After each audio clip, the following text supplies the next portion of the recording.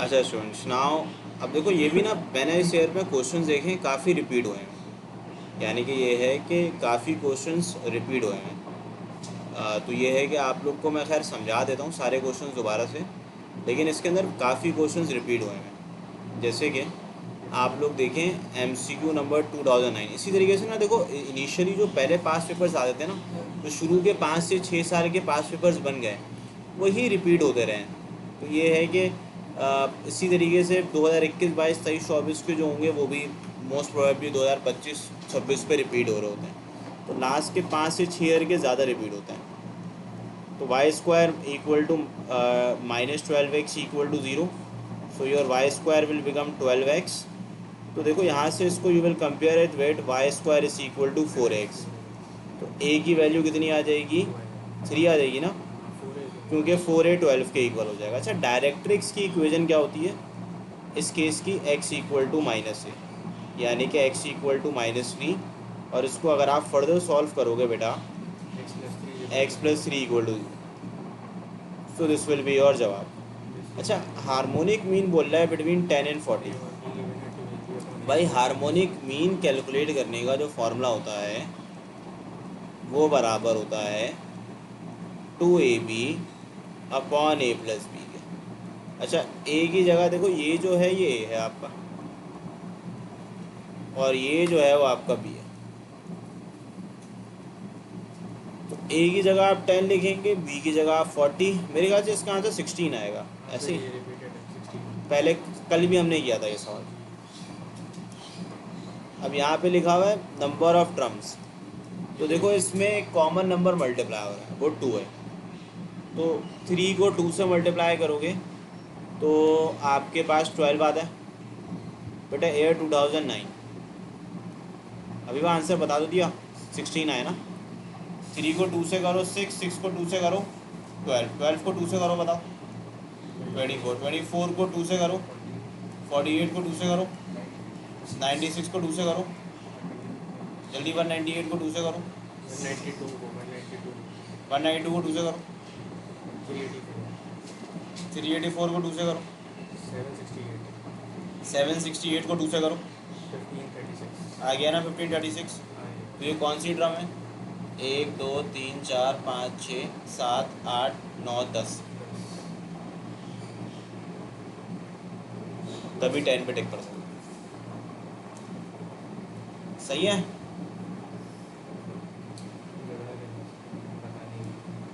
ठीक है भाई, थैंक यू। अब आप पढ़िएगा 3 के बाद 4। 4 पे कहा जा रहा है अगर रूट्स इक्वल है तो p की वैल्यू क्या होगी? भाई इक्वल पे डिस्क्रिमिनेंट 0 होता है, ये भी रिपीटेड है, ये मैं करवा चुका हूँ कल की क्लास में। जनरल फॉर्मूला भी है साहब, बेटा लिख लो ये, an इक्वल टू ARn-1। तो यहाँ से an की जगह ये पुट कर देना, a की जगह ये पुट कर देना, कॉमन रेशियो 2 है, इससे भी निकाल के देख देना। b बराबर है 2p + 10 के, a बराबर है 1 के बेटा, ये b है, और ये आपका c है। सो c बराबर है p² + 5 के। सो 4p², 10 2 ज़ा 20, 20 2 ज़ा 40, 10 का स्क्वायर 100, माइनस का 4p² माइनस का 20 इक्वल टू 0। इसको इससे आप लोग उड़ा दें तो 40p इक्वल टू माइनस का 80। तो व्हाट विल बी योर जवाब ऑफ दी p? अच्छा, माइनस क्यों आ रहा है? ये तो पॉजिटिव आना चाहिए ना। Let me check then. भाई a², 2ab, 10 2 ज़ा 20, 10 का स्क्वायर 400, -4 a की जगह 1 लिख दिया, -4p² -4 × 5 20, ये इससे कैंसिल हो जाएगा। तो 100 - 20 विल बिकम 80, और प्लस का 80 वहाँ जाके, अच्छा -2 आ रहा है ना, ओके आ रहा है ना ऑप्शन। सो आपका जवाब -2 आ जाएगा। सही है, क्लियर है ना यहाँ तक? ओके बरीरा। 4 के बाद मैं आगे आपसे डिस्कस करता हूँ। 5। अच्छा देखो 5 में क्या कर सकते हो, तवज्जो से सुनिएगा भाई। 5 के अंदर अगर मैं आपसे बात करूँ, नहीं नहीं बेटा नेगेटिव होगा ना, प्लस का वहाँ जाएगा माइनस का हो जाएगा। मास 100 माइनस 20 प्लस का 80 होता है ना।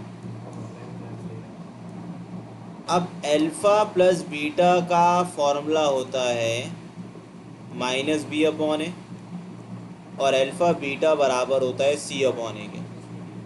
तो देखो बी किसके बराबर है भाई, बी बराबर है -2, ए बराबर है 7 के।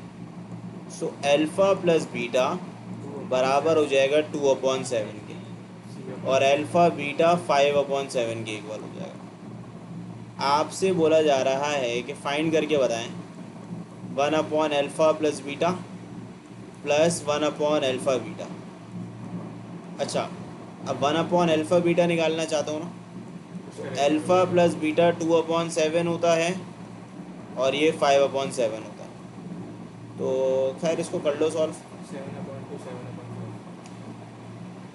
तो भाई ये तो कुछ मसला कर रहा है, ये 2/7 है ना, सही मसला नहीं कर रहा, सही है 7/2 5/7 7/5 सॉरी। अच्छा ये भी रिपीटेड क्वेश्चन है, तो ये मुझे यहाँ तक याद आ रहा है 5 7 35 30 क्या होगा 7 5 35 35 प्लस 12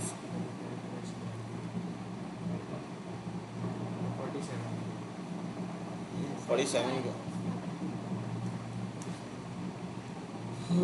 49/10।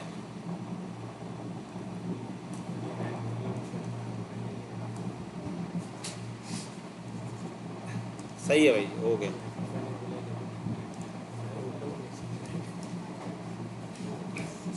5 के बाद 6। अच्छा 6 में देखिएगा, 6 में आपसे क्या बोला जा रहा है, the circle find the area of O A B. भाई ये फॉर्मूला मैं लिखवा चुका हूँ पहले भी, आर स्क्वायर थीटा, याद कर लेना। एरिया ऑफ सेक्टर जो है, एरिया ऑफ सेक्टर बराबर होता है हाफ आर स्क्वायर थीटा के। 6 के बाद 7। अच्छा 7 is also very easy, not a मुश्किल काम, ये भी करवा चुका हूँ पहले।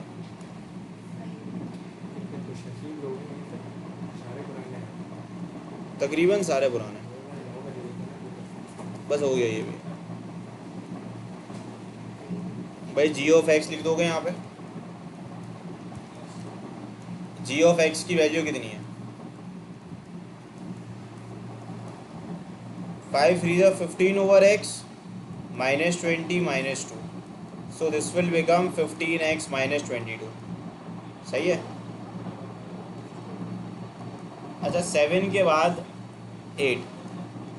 अच्छा 8 भी पहले कर चुके हैं भाई, मैंने इस तरीके से बताया था ये, इसकी पावर -1/2 है, और मुझे आंसर याद है, ऑप्शन ये था इसका आंसर। ये रिपीटेड है ठीक है, तो उसकी वजह से मैं डायरेक्ट मार्क कर रहा हूँ, क्योंकि उसमें पावर में एक जमा नीचे एक जमा होगा, और एक कल के क्लास में मैंने कराया था, फिर उसका डेरिवेटिव जनरेट करेंगे तो वो मल्टीप्लाई डिवाइड बाई 2 करके हो जाएगा, और ये भी करवा चुका हूँ। सर वही तो नहीं बोल लिया। नहीं नहीं, ये सेम सवाल रिपीट हुए हैं। अब इसका अगर मैं डेरिवेटिव निकालता हूँ, मुस्तफ़ा बस ये जल्दी से डिस्कस कर लेते हैं आप, मैं भी ये सोच रहा था नया ईयर कर लेते हैं, लेकिन चलो ये असल में सॉल्व पूरे करवाने हैं ना, इसकी वजह से करवा रहा हूँ मैं। अब ये सी हो जाएगा ठीक है, ये भी रिपीटेड है। 9 के बाद 10 पे आ जाओ। अच्छा 10 भी रिपीटेड है। ग्रेडियंट ऑफ द कर्व, ये मैंने इस तरीके से सिखाया था आपको कैलकुलेटर से, रिपीट कर देता हूँ, ध्यान से सुनो।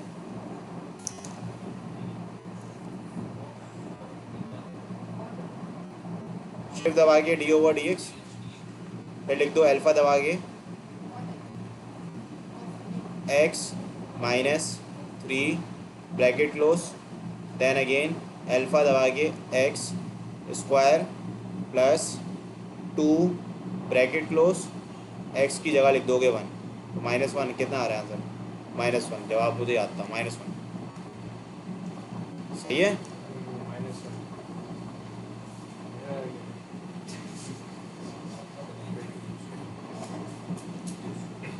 10 के बाद नाउ वी आर सॉल्विंग 11। वो भी 11 को नया सवाल लग रहा है, बल्कि ये भी रिपीट है। अच्छा, 11 पे क्या कहा जा रहा था? Find A B C are the points. 3 point है A B C, find the equation parallel to A B passing through C. ये मैंने इस तरीके से कराया था। पैरेलल टू ए बी का मतलब है ए बी का स्लोप निकाल लो। भाई ए बी का स्लोप जो है वो ये आपका x1 y1 हो जाएगा, या आपका x2 y2 हो जाएगा। स्लोप का जो फॉर्मूला होता है वो होता है y2 minus y1 x2 minus x1। 7 minus 2 2/4, what is your slope? 1/2। अच्छा, अब क्या करोगे? क्योंकि सी से पास होके जा रहा है, तो आपके पास एक पॉइंट आ गया सी विच इज़ 1,3, और आपको मिल गया स्लोप 1/2। तो ये हो जाएगा x1 y1, this will become y minus y1 equal to m x minus x1। अच्छा, y1 की जगह क्या लिखोगे? 3 लिख दोगे। स्लोप कितना है? 1/2, और x1 कितना है? 1 है। So 2y minus 6 is equal to x minus 1, 0 equal to x minus 2y। Minus का 6 वहाँ जाएगा, प्लस का 6 हो जाएगा, प्लस का 5। So x minus 2y plus 5 equal to 0। इसमें ये था कि ए बी से स्लोप निकाला, और पॉइंट कौन सा यूज़ किया? सी वाला, x1 y1 के तौर पे, क्योंकि वो पास जो है वो सी से पास होके जा रहा है। ठीक है बच्चों, तो ये काम आपने करना है। उसमें बहरहाल कोई मुश्किल काम नहीं है, आसान सी बात है।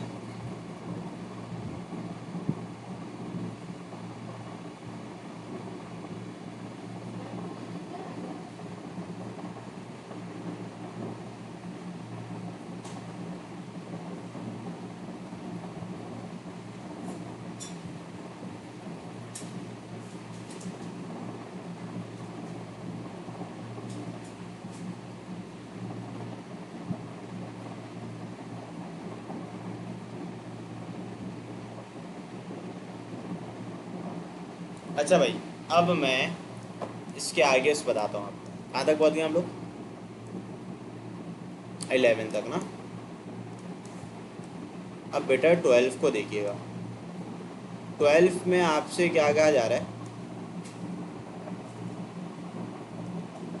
हाँ, असल में सारे रिपीटेड है, लेकिन बस इसको कर लेते हैं डिस्कस। क्या करें आप? ये कि कम टाइम पे हो जाएगा ये, क्योंकि ऑलरेडी डिस्कस है। ये बस कुछ नई वैल्यूज़ रख दी हैं इन्होंने, सवाल वही पुराना है। अच्छा, अल्फ़ा निकालना है। यार 3 एंगल्स गिवन है ना, सॉरी, तो ये यूज़ नहीं होगा, कोसाइन लॉ यूज़ होगा। कोसाइन लॉ का फॉर्मूला क्या होता है? कॉस अल्फ़ा किसके बराबर होता है? बी स्क्वायर प्लस सी स्क्वायर माइनस ए स्क्वायर अपॉन 2bc है। अल्फ़ा निकालना है। यहाँ लिखोगे कॉस इनवर्स बी स्क्वायर का मतलब 20.9 का स्क्वायर, सी स्क्वायर का मतलब 34.7 का स्क्वायर, ए स्क्वायर का मतलब 15.3 का स्क्वायर। आप लोग कैलकुलेटर पे वैल्यू डायरेक्ट पुट करके मुझे बताएं क्या आ रहा है आंसर। अब जल्दी से बताएं आंसर क्या आ रहा है।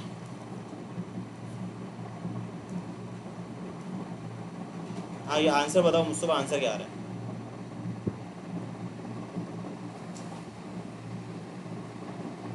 पुट करो वैल्यूज़ को, बताओ।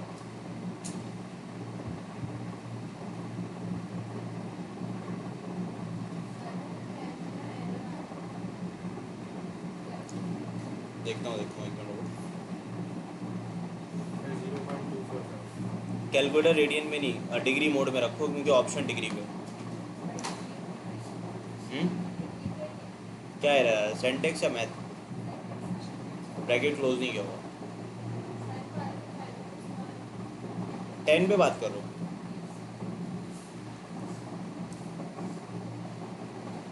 देखो, दो ब्रैकेट यूँ लगाए होंगे कैलकुलेटर में, और यहाँ पे ये दो ब्रैकेट यहाँ पे लगे होंगे, ये ऐसे 4 ब्रैकेट लगे होने चाहिए। ये देखो, ये वाला ब्रैकेट नहीं लगाया हुआ। सही है। ऊपर गए वो वैल्यू चलेगी। Okay Afifa, 14.09।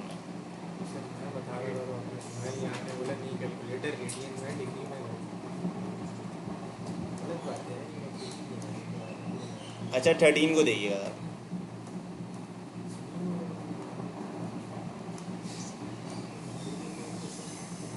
Okay Areeba and बेटा मास आपका एरर आ रहा है।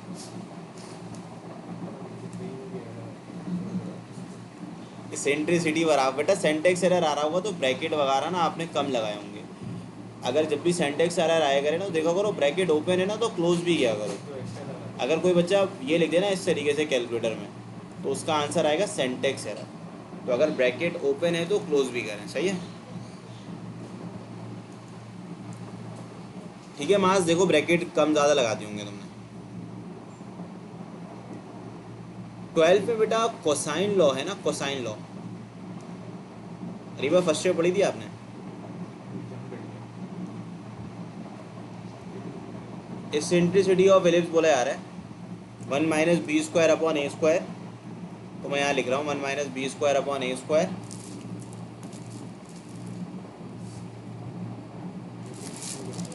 तो बी स्क्वायर की जगह हम लिखते हैं छोटी वैल्यू दैट इज 16 और बड़ी value which is 25।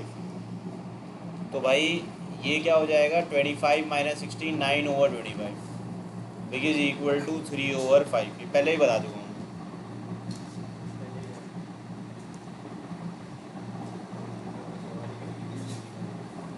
Very good मास।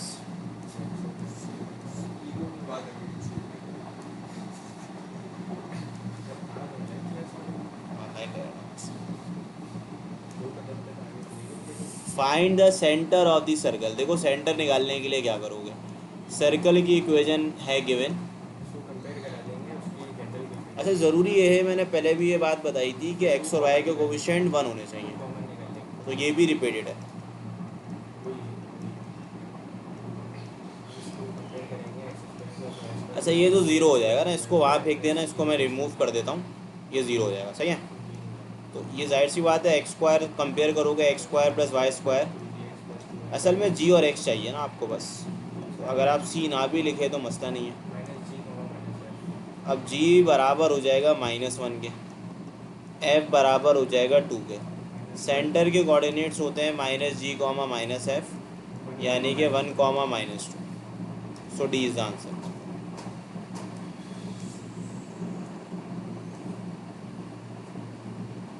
नहीं नहीं नेक्स्ट आज स्टार्ट नहीं करेंगे, आके अगली क्लास में।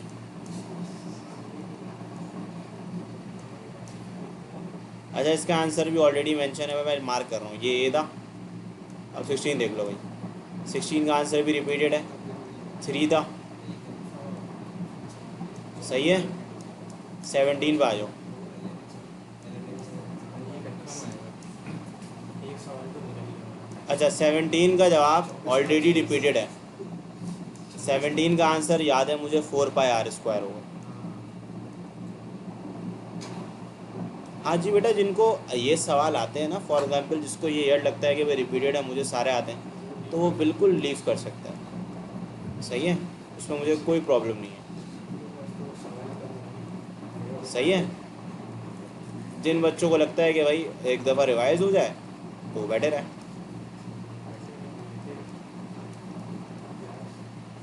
सही है। इसमें देखो वॉल्यूम का फॉर्मूला था 4/3πr³, इसका डेरिवेटिव लेकर लिया। कोचिंग में बिल बहुत पहले अवेलेबल थे वानिया, आपने लिए नहीं अभी तक। इस साल के बच्चे बहुत लकी थे, वो टॉप किया हुआ इन लोगों ने। आप लोग दुआ करें, आप लोग भी बहुत लकी हो। 2024 आया ना हमारे कुछ मेरी फीलिंग्स आ रही इसलिए तो एक बच्चा माशाल्लाह से बोल रहा है 2024 का आंसर कर 2024 करा देंगे। बाजी बच्चे हो सकते हैं उनकी फीलिंग्स आ रही अब देखिए डिटर्मिनेंट को जीरो का, अब इसका आंसर क्या था, याद है किसी को? पहले करवा चुका हूँ मैं ये भाई, ये देखो चलो सॉल्व कर लेते हैं। इसको जीरो के बराबर रखना है क्योंकि सिंगुलर मैट्रिक्स के हो गया -2 प्लस का के, डिटर्मिनेंट इक्वल टू 0, तो -4, रॉ कॉलम को डिलीट कर दो,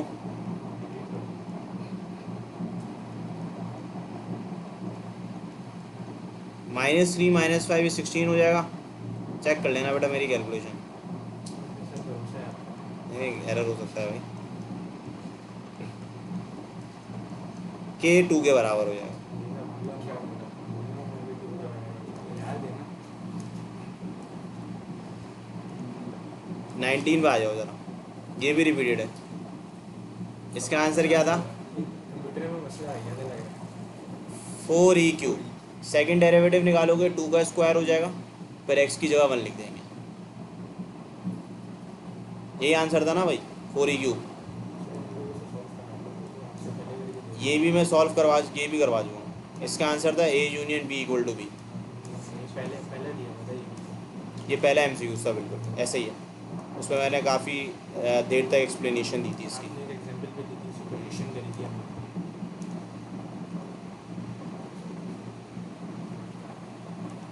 बेटा शॉर्ट ट्रिक क्या है माँ इसके अंदर, मैंने बताया तो था, पूरा एक्सप्लेन किया था, ये रिपीटेड देख लेना इसको जाके। The imaginary part of iota minus 2/5। अब इसको मैंने कैलकुलेटर सिखाया था, अगर आपको याद हो।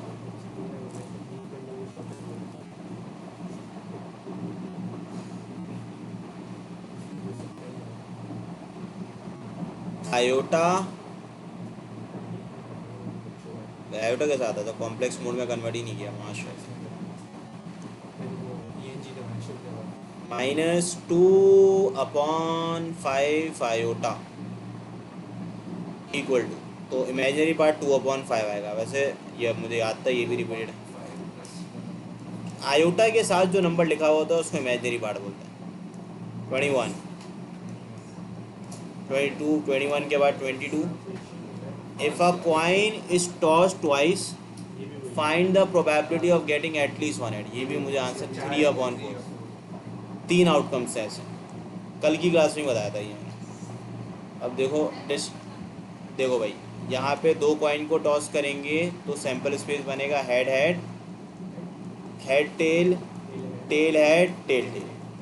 इसमें बोल रहा है एटलीस्ट 1 हेड। एटलीस्ट का मतलब है एक हेड या उससे ज़्यादा। तो ऐसे 3 आउटकम्स है जिसमें एक हेड या उससे ज़्यादा मौजूद है, तो 3/4 इज़ योर आंसर। 24 भी रिपीटेड है। डिस्टेंस निकालना है तो मॉड्यूलस लगाएंगे।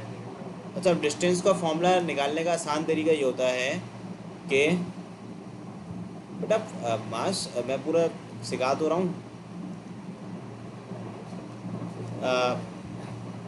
-2 +10 अपॉन पे लिखा जा रहा है 3 का square plus then we have 4 का square.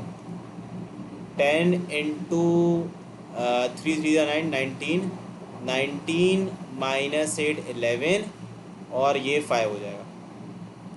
Point two line distance formula use किया है। 23 मिस हो गया, ओके 23 बताओ। AX1 इसमें आसान तरीका है, लाइन की इक्वेशन पे ना पॉइंट के कोऑर्डिनेट पुट कर दो, यानी कि x की जगह x1 पुट कर दो। x1 कितना है 3, और y की जगह y1 पुट कर दो। y1 कितना है बताओ, -2, और डिनोमिनेटर में √a² + b² होता है।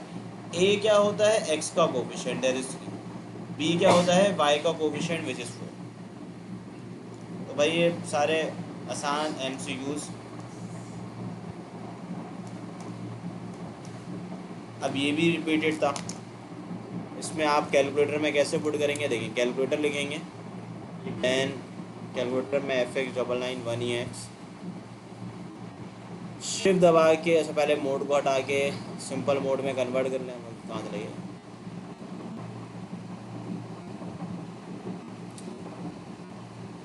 शिफ्ट दबाएं D/dx, देन वी हैव 1/।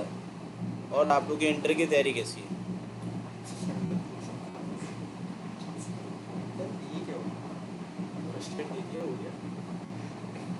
हाँ भाई सही चल रही है तैयारी आप लोग की, नहीं चल रही? अच्छा एरिया बोल रहा है, सॉरी, इंटीग्रेशन।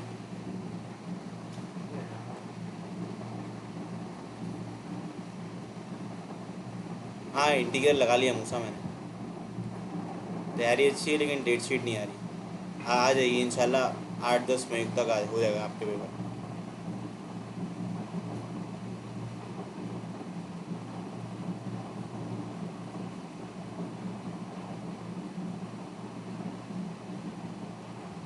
अच्छा, एरिया अंडर दी कर्व हमेशा इंटीग्रेशन से निकलता है।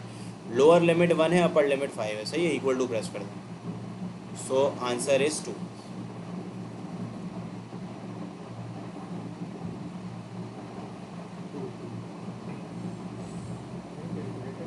उसको बस अभी तो एक हफ्ते का बेनिफिट टाइम है, तो उसमें बस ई कैट पूरा कर लो। ई कैट को ऐसा कर लो कि आपकी फिर बाद में प्रॉब्लम ना आए, क्योंकि जब आप पेपर स्टार्ट होंगे तो आपको टाइम मिलेगा नहीं। लिमिट एक्सटेंस टू ज़ीरो, ये इसकी ट्रिक मैंने बताई थी, 3/7। क्या भाई, ये कोफिशिएंट जो है एक्स के वो है बस मैंने ये बताया था, limit x tends to zero sine p x upon sine q x, ये बराबर है पी अपॉन। तो ये हमारा ईयर 2009 भी कंप्लीट होता है।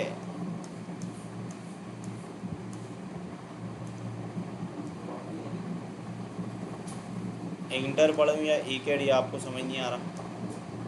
अच्छा, ये इसको मैं समझाएंगे आपको एक दिन।